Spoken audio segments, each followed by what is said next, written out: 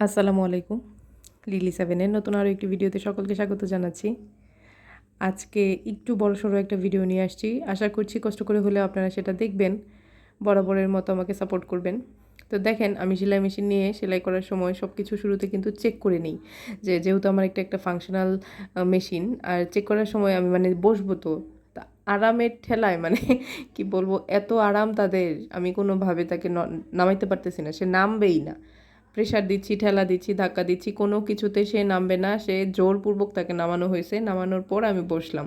আর বসার পরে আমি সাধারণত যে কাজটা প্রথমেই করতে হয় সেটা হচ্ছে প্রত্যেকটা ফাংশনাল মেশিনের সব কিছু সেট আপ ঠিক আছে কিনা, যে সেলাইয়ের স্পিডটা ঠিক আছে কিনা, সেলাইয়ের সুই কত নাম্বার স্পিডে যাবে, কোন ফাংশন আছে, এমব্রয়ডারি হবে নাকি নর্মাল স্টিচ হবে না কি হবে, সব কিছু আমি চেক করে নিয়ে একদম ববিনে সুতা টুতা সেট আপ দিয়ে বসেছি। কারণ এখন একটা ইয়েলো কালার ড্রেস আমি সেলাই করব। এর কাটিংটা ইতিমধ্যে আমি আপনাদের সাথে দেখিয়েছি। তো যেটা সেলাই করার অংশ সেটাই এখন একটু একটু ক্লিপ নিয়েছিলাম। ক্লিপ নিতে একটু কষ্টই হয়, কারণ যতক্ষণ সময় আমি ক্লিপটা নিই ঠিক ততক্ষণ সময়ের অর্ধেক সময়েও মনে হয় যে ড্রেসটা মেকিং হয়ে যাবে, কারণ এক হাতে ক্যামেরা ধরা বা একদিকে এক অ্যাঙ্গেল থেকে ক্যামেরা সেট করা আর অন্য অ্যাঙ্গেল থেকে কাজটা করা একটু কষ্টসাধ্য বিষয়। তো আজকে যে বিষয়টা নিয়ে কথা বলবো সেটা হচ্ছে, আমাকে একজন আপু কমেন্টে করেছিলেন যে আমি সাধারণত কর্মীদের মজুরি কিভাবে দিয়ে থাকি, বা একটা ড্রেসে আমার কত প্রফিট থাকে, কিংবা আমি যদি কর্মী দিয়ে কাজ করাই তাকে কত টাকা দিয়ে থাকি এরকম। এখন আমি খুব বেশি কর্মী দিয়ে কাজ করাই না, দেখা যায় কি 2জন কি 3জন কর্মী আমার কাছে থাকে, তো ওইটা হ্যান্ডেল করা খুবই ইজি একটা বিষয় এখন। আর কর্মী কত দিয়ে থাকি সেটা কিন্তু কর্মী কতটুকু কাজ করছে তার উপর ডিপেন্ড করে, কারণ এক একটা কাজ এক এক রকম। আপনি যদি 1 ঘন্টা কোনো কাজ করেন তাহলে তার মজুরি 1 ঘন্টার জন্যই পাবেন। আবার যদি সারাদিন বা 2 দিন 3 দিন 6 মাস ধরে কাজ করেন, একটা কাজ উঠাতে যদি লং টাইম সময় লাগে, শাড়ির ক্ষেত্রে যে কাজটা উঠাতে সময় লাগে, তো ওইখানে কিন্তু মজুরিটা একটু বেশি থাকে। এটার অ্যাকুরেট কোনো হিসেব আমি আপনাকে দিতে পারছি না, কারণ এরিয়া ভিত্তিকও এটার একটা রেঞ্জ থাকে। আপনি যে এরিয়াতে কাজ করবেন, যেমন জামালপুর, যশোর এই সাইডের এরিয়াতে না হাতের কাজটা অনেক বেশি হয়, এদের মজুরিটা অনেক কম হয়। আবার আপনি যদি শহর সাইডে থাকেন সেক্ষেত্রে মজুরিটা একটু বেশি আসে। আবার যদি এমন হয় যে সেলাইটা একটু ডিজাইন বেশি, বারবার সুতা চেঞ্জ করতে হচ্ছে, কালার চেঞ্জ করতে হচ্ছে, বা কাপড়ের ডিজাইন অনেক বেশি, সাধারণত দর্জিদের যেরকমটা হয় ডিজাইনের উপর ডিপেন্ড করে, এখানেও তাই ডিজাইনের উপর ডিপেন্ড করে, সময়ের উপর ডিপেন্ড করে, এরিয়ার উপর ডিপেন্ড করে, সব কিছু মিলিয়ে একটা দর্জিকে বা একটা কর্মীকে তার যে প্রাপ্য মজুরিটা সেটা দেওয়া হয়। তো আমি সাধারণত 150 টাকা থেকে শুরু করি, এটা একটা আইডিয়া দিলাম, মিনিমাম আইডিয়া। এর উপরে আমার এমনও মজুরি যায় যে 2200-3000 টাকাও আমাকে দিতে হয়েছে একটা শাড়ি উঠানোর জন্য।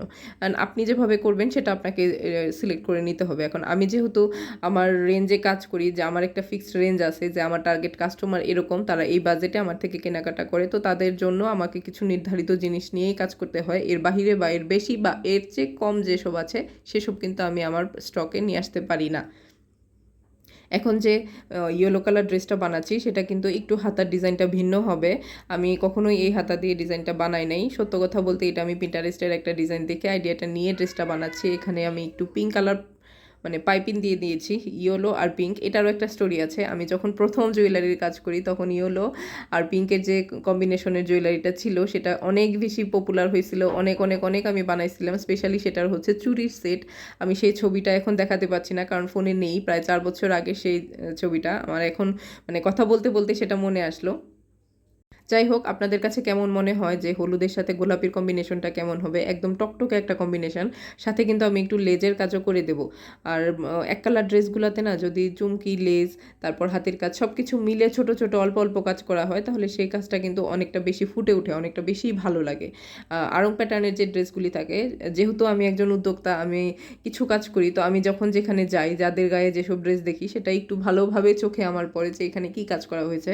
তো আড়ংয়ের কথা এজন্য বললাম যে ওদের প্যাটার্নের যে কোয়ালিটির যে ড্রেসগুলো থাকে তাতে কিন্তু মিক্সড কাজ থাকে। আপনি পাইপিং পাবেন, টার্সেল পাবেন, তারপর ব্লকের কাজ পাবেন, হাতের কাজ পাবেন, তারপর হচ্ছে কি বলে আরেকটা, কুশি কাটারের কাজ পাবেন। সব কিছু মিলে একটা ড্রেস হয়। আর আড়ং কিন্তু দেশীয় একটা ব্র্যান্ড। সব কিছু মিলে যখন একটা কাপড়কে তারা বানায় বা মেক করে বা প্রেজেন্ট করে, তাদের প্রেজেন্টেশনটাও সুন্দর হয়, জিনিসটাও সুন্দর হয়। তো আমরা যখন ছোট ছোট উদ্যোক্তা, আমরা যদি অতটা ভালো নাও করতে পারি, কিন্তু আমাদের চেষ্টার ত্রুটি না রেখে আমরা যতটুকু পারি, যতটুকু কাজ খুব সহজভাবে সাধারণভাবে প্রেজেন্ট করে সুন্দরভাবে সেটাকে ক্যারি করা যায়, তাহলে কিন্তু বিষয়টা কাছাকাছি চলে যায়। আমি কিন্তু আমার মাঝে সেটাকে ফুটিয়ে তুলতে পারি।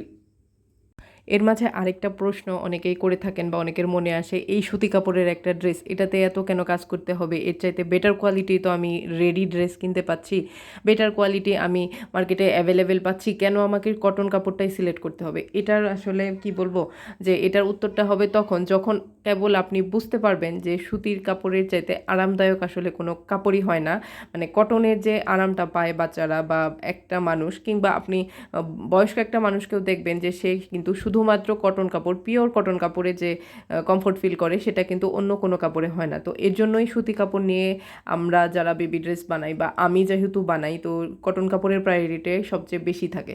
শীতকালে আসে লিলেন কাপড় বা অন্য কোনো কাপড় দিয়েও আমরা শীতকালে কাজটা করে থাকি, কিন্তু গরমকালে হাতের কাজের জন্য সুতি কাপড়ের আসলে কোনো জুড়ি নেই। পাঞ্জাবির ক্ষেত্রে সেটা আলাদা হয়ে থাকে, কিন্তু বেবি ড্রেসের ক্ষেত্রে, এক কালার ড্রেসের ক্ষেত্রে সুতি কাপড়ের আসলে মানে তার কোনো কথাই হবে না এটার সাথে।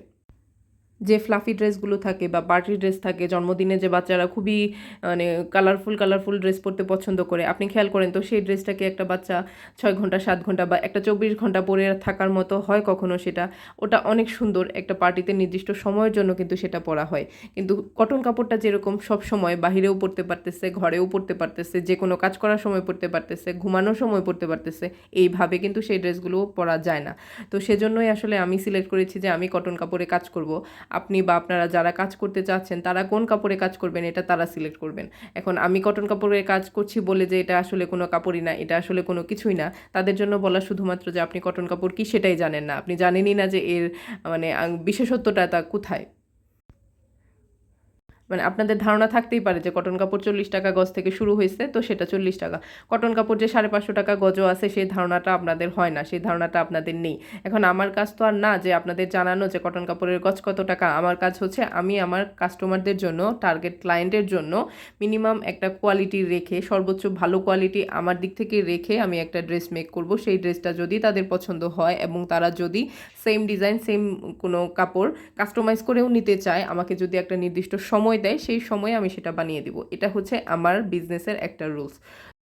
তো আজকের মতো বিদায় নিচ্ছি, খুব শীঘ্রই চলে আসবো লিলি সেভেনের নতুন আরও একটি ভিডিও নিয়ে। ততক্ষণ পর্যন্ত লিলি সেভেনের এবং সাজনী বুড়ির সাথেই থাকবেন।